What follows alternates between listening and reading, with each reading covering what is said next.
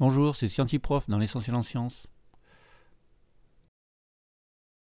Sur certains manèges aujourd'hui, on peut voir des valeurs qui nous promettent des grandes sensations, valeurs d'accélération de l'ordre de 5G.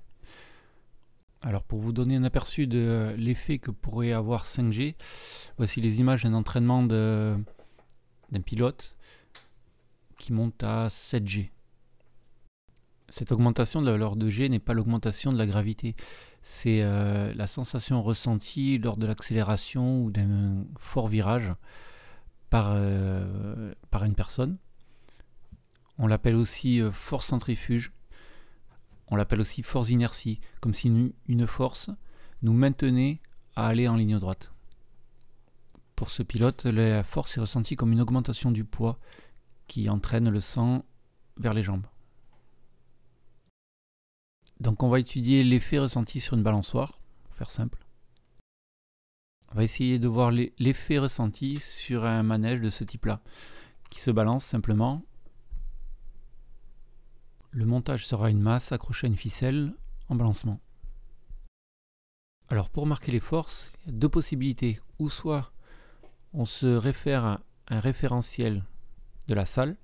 Dans ce cas-là, on constate qu'il y a deux forces simplement, le poids et l'attraction de la ficelle. Ou alors on prend un référentiel lié au pendule. Dans ces cas-là, on va constater que l'on a le poids, la réaction du siège, mais aussi la force centrifuge.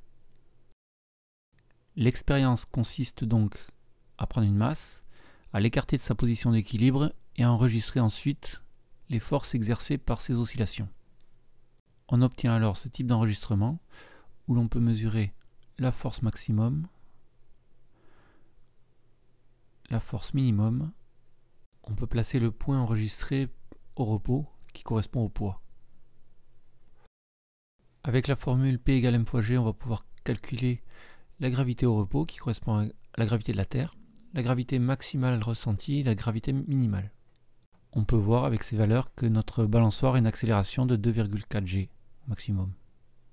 Pour entraîner les pilotes de chasse à gérer ces accélérations, on les entraîne dans des centrifugeuses. La résistance au G dépend de la personne et de l'entraînement.